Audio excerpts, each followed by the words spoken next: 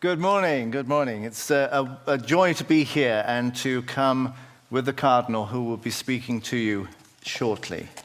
And I'm glad to hear that Klaus is able to speak to us now. I quite enjoyed when he couldn't actually say much. It made it so much easier. I just told him what I wanted and he went, and as I said to him last night, thank you so much for agreeing to put 500,000 Swiss francs into our new organization. He's done incredibly well, I have to say. I want to start by telling you why I've been, for the last 20 years almost, working to try and help the faiths be more faith-consistent in their investing. I have worked for many, many years with His Royal Highness Prince Philip, the Duke of Edinburgh. We together in WWF, we developed a whole faith and religions program going back to 1986, and I've worked as his religious advisor since 1985, which is occasionally a little bit like being etiquette advisor to Attila the Hun, but the meals are very good. They're very good. It's really delightful. But he's an immensely imaginative and creative person.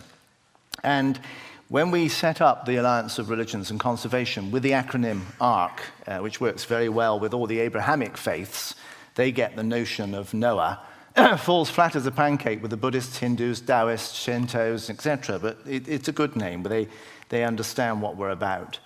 We had a meeting in Washington, D.C. with WWF USA. Now, WWF USA probably has more religious people in it, in terms of people who go to church, who go to synagogue, than almost any other WWF, World Wildlife Fund, anywhere in the world. But professionally, they are completely opposed to working with religion. I mean, totally opposed to working with religion. And we've had constant problems trying to get them to even consider working on environmental projects with the world's major faiths. So I was called to a meeting, and I knew that it was not going to be an easy meeting. But as I was waiting to go in, one of the senior directors of WWF walked past and obviously didn't realize was there and said, I don't know why we're bothering with all this religion stuff. I mean, if the religions just use their money properly, we could change the world. We could buy out Monsanto and make it into a good company. And I'm sitting there thinking, you know, that's not a bad idea. It was one of those moments where someone proposed something so outrageous and yet so challenging, which is what so much of impact investing is about, that you suddenly think, yeah, actually, maybe there's something in that. And then later that year, I was invited to go to meet the United Methodist Church at their headquarters in Nashville. And the United Methodists are the fourth largest church in the United States, 11 million members, way behind the Catholics at about 70 million, and the Southern Baptists and so forth. And it was one of those meetings where they brought together all the different heads of the different sections of the church. We had the youth department, we had the buildings, we had the clergy training, we had foreign mission, we had schools, etc. And they were all going round telling me the sort of things that they were doing. And it was all very impressive and usual stuff. Now, I have to explain, I am an Anglican. I'm a member of the Church of England. And the Methodists came out of the Church of England at the end of the 18th century. So Anglicans find it slightly difficult to take Methodists seriously because they're sort of, in our eye, they're sort of kind of slightly failed Anglicans. So I'm sitting there at this meeting in a slightly patronizing sort of, oh, that's awfully good, well done. Oh, really, you're working with young people, splendid, that's very nice indeed. And with women, oh, well, that's even better. And then we came to the pensions fund. And the pensions fund said, yes, we've just decided to move 10% of our disposable income per year into environmental and sustainable investment. And again, in a slightly patronizing mode, I said, oh, really? That's very nice. And how much have you got in your pension fund? And they said, $13 billion. And that's the point at which I thought, I've really got to go home and talk to the Archbishop of Canterbury about reuniting with the Methodists. I think this could be a very strategic move. So I then said, well, that's really, wow, good, that's nice. And then I asked a question. Okay, if that's what you've got in your pensions fund, how much do you own altogether? And there was a deadly silence. And they looked at each other, and then the person who brought me there said, come back in 6 months. So I came back in 6 months, and they said, we had no idea. Nobody had ever done a tally of how much we own in our 66 divisions of the United States, in the schools, in the colleges, in the missionary, all that. So how much? $70 billion that they didn't even know they had. They didn't even know they had. So part of what we've been doing is asking the faiths to do an asset audit, to work out what it is that they own. It's the same thing that we found with the number of schools. The faiths around the world, we work with 12 major faiths and hundreds of different traditions within those faiths, from the Buddhists through to the Shinto of Japan. The major faiths own, run, or manage in some form or another 50% of all schools worldwide. They own outright 8% of the habitable surface of the planet. 5% of all commercial forests are owned by faiths. 20% of forests in Sweden are owned by the Church of Sweden. In Austria, the Benedictines own 1/4 to 1/3 of all the forests of Austria. They are the 4th largest investing group in the world. And they are the main group that actually has values that can drive value-driven investment. So after this interesting meeting with the Methodists, we began a project, and we asked the faiths, we kind of know what you're against. What are you for? And we were about 10 years too early. Because what we then discovered in a joint project which we did, in fact, with Citigroup, interestingly enough, we did learn how to sup with long spoons. The Citigroup estimated, on a survey that they did, that the faiths own somewhere between 10 to 12% of the total capital market. They also estimated that those who are believers in their own faith and who are investors probably constitute about a further 30% of the total capital market. So the faiths have an influence, a potential access to something like 40% of the total capital market. But we found in the early noughties that when we asked the question, what are you for, they stumbled because most of the faiths did not have negative screening even. I would say maybe 25% had, which is surprising because impact investing and negative screening is nothing new at all. You could read, if you really wanted to, Leviticus and Deuteronomy in the Bible, probably written down about 1500 BC, so 3,500 years ago. There you will find an extraordinary codification of what you can and cannot do, what you should and should not be involved with. You can go to the Vedas, the great scriptures of India that feed into the traditions of Buddhism, Hinduism, and Jainism. And there, from about 1000 BC, you will find what it is that if you are faithful, you do not invest in, what you should do if you are faithful. Or you can come through to the Chinese and to the Taoist tradition, and to the fact that the Taoists around about 200 AD ran a republic in China, and they produced a handbook called the Taiping Qing, which means the Great Peace Classic. And in that there is a full detailed breakdown, including a ban on usury. So negative screening, and indeed to some extent impact investing, is not new for the faiths. We've been doing it for thousands of years. The trouble is that we've often forgotten our own traditions. And of course it was here in Switzerland that John Calvin in Geneva in 1555 said, you know all this stuff about usury? Forget it. It's okay. Make money. Doesn't really sound like Switzerland, does it? No, but anyway, that's what he said. That's what he said.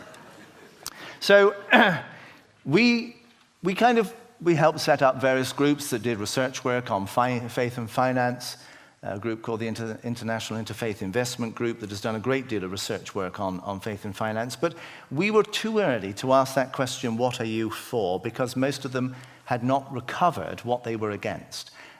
Many of you will know the extraordinary rise of Islamic investment since 1973. Before 1973, there were no Islamic Sharia law banks.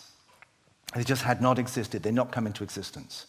Now, the IMF actually has an entire office solely to deal with the fact that Islamic investment is probably in the region of about $300 billion per year. And that's often based on the tradition of zakat. So Islam had to recover its traditional teachings on usury and its traditional teachings on what you should and should not invest in. And the same has been true to a great extent for most of the faiths. It's been a process often started by groups like yourselves saying, okay, you've got this money, what do you want to do with it?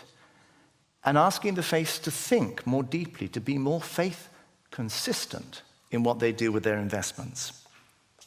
And then in 2015, we were asked by the UN to co-host with them the major meeting between the faiths and the UN on the Sustainable Development Goals.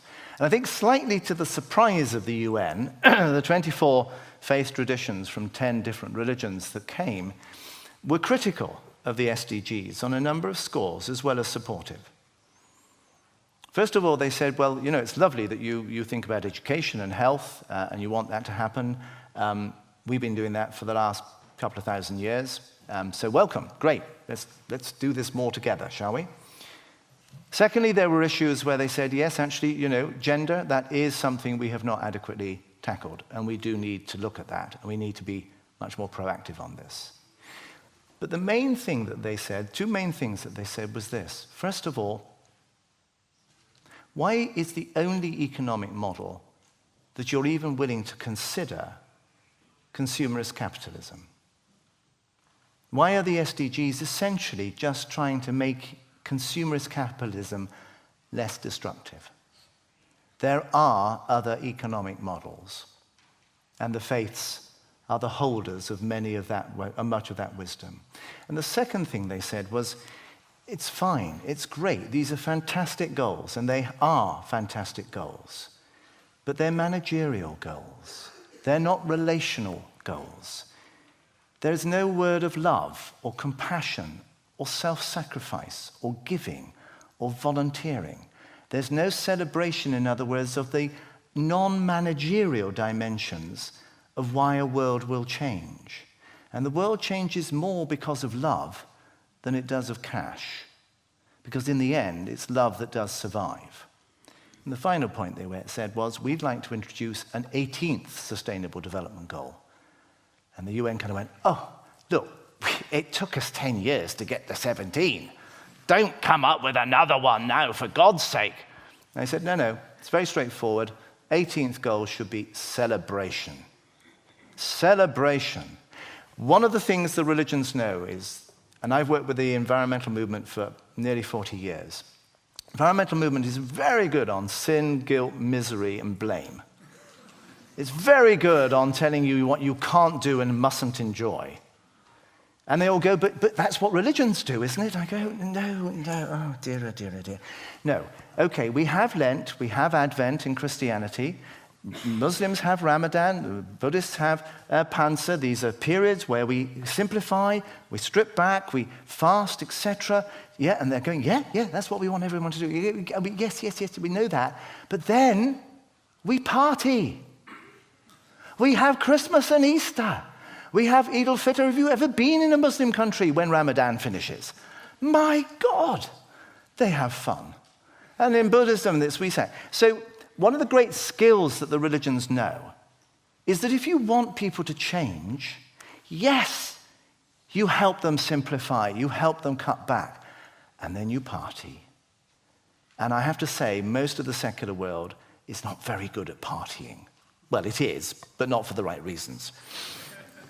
So out of the commitments that were made at the meeting in Bristol in the UK with the UN on the SDGs, the UN noticed that 9 of the faith commitments mentioned moving their investments into faith-consistent investing in environmental and sustainable development. And the UN said, oh, this is fantastic. We did actually have a phone call. We actually had a phone call from somebody, I think not very senior in the UN, who said, we've noticed this very interesting thing about the faiths think about moving their finances into do the faiths have much money? To which we said, yes, about $10 trillion. And that's a conservative estimate, according to HSBC and the work that we've recently done with them. So the UN then said, well, would you, with the OEC, would you write a paper for us on this? And we wrote one called Faith in Finance, which we launched a big event in China last December. And out of that, it became very clear that there was now a shift taking place in the faiths. Whereas in 2001, I would say maybe 25% of the faiths investment boards had a negative screening process. Now I would say it's 80%. And so they were ready for us to ask the question, so we know what you're against. What are you for? And this afternoon, we will launch for the first time a set of actual written commitments by the faiths, 30 different traditions, representing over 550 faith investment managers from around the world, 8 different religions, from Buddhism to Shinto. This is the first time that most of the faiths have written down and said, this is why we want to be faith consistent in our investing, and this is where we want to put it.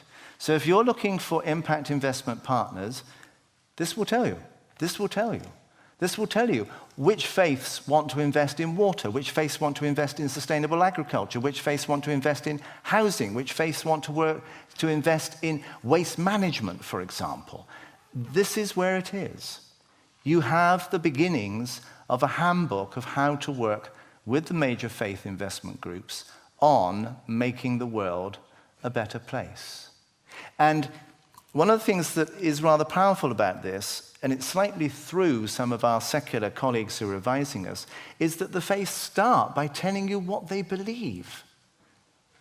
Why this is important. I'm just going to give you one example from the Taoists of China, who in 1976 had almost been wiped out by the Cultural Revolution. There are now 170 million Taoists in China.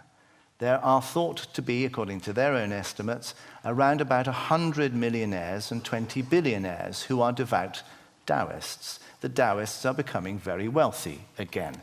And they have 3 clear principles that will guide how they and how their faithful will invest. And they're called the 3 treasures of Lao Tzu. Lao Tzu was the philosopher in the 6th century BC who is credited with the origin of Taoism. And the 3 treasures are this. And if you wanted a simplification of why impact investing can work, it's probably this. The 3 treasures, as the Taoist statement guideline says here, 3 treasures of Lao Tzu cast a clear light on the path to prosperity. 1, to have compassion towards oneself, other people, and this living planet. 2, to live in simplicity, keeping our use of resources to the minimum, and to avoid exhausting nature's generosity. 3, to refrain from competing with others, meaning not just other people, but other species and future generations over resources. And where does that leave the Taoists in terms of what they therefore feel they and their faithful should invest in? Sustainable and organic traditional Chinese medicine. Traditional Chinese medicine in its worst manifestation is what is wiping out the wildlife of the world because of the use of tiger bones and rhino horns and so forth. And the Taoists have said, no, there never was any use of animal parts in traditional Chinese medicine. And they're now investing in creating organic traditional Chinese medicines. They're investing in water purification and grey water systems, particularly on the sacred mountains, which are now visited on average by 15 million pilgrims per year per great sacred mountain, and there are 5 Taoist ones. They're investing in FSC forestry. They're investing in solar power and wind power. And they're investing in sustainable travel and tourism, because as a major center of pilgrimage, they have seen the impact on infrastructure of the rise of 200% in the last 10 years of pilgrims visiting them. The faiths are also capable of generating investable projects. We have a program working with Blue Orchard, which some of you will know, here in Zurich, as well as with Arnold Schwarzenegger's R20 organization. And they are developing a pipeline of faith-based sacred city investable projects around the world. For example, in Kano in Nigeria, center of the greatest North African Sufi tradition in Islam, they have 5 million pilgrims a year. This has made a huge impact on their infrastructure. And the movement there, the Muslims there, as well as the city and state, are developing a transformation project, an infrastructure project. The faiths are going to be creating projects for impact investment. They're not just impact investors. And that, I think, is something to bear in mind. And that's where I want to leave it, other than to extend an invitation to you. One of the other things that the faiths know is that very rarely does one remember much of what was said at a conference. There will obviously be exceptions, and I'm sure the Cardinal will be the most notable exception of this. We always use what the religions have used for millennia. That is drama, music, color, symbolism, and ritual. And this afternoon, we invite you to join us here in the Grand Hall, where we will officially launch the first ever set of faith-consistent investing guidelines on impact investing. And we will do that with ritual, with banners, with music, with singing, with chanting, with all kinds of things that you probably don't get at the average impact investment conference. And we very much hope you will join us, not just then, but join us as pilgrims on this amazing journey towards a holier land, a land that actually we care for because we have remembered that we love it. Thank you.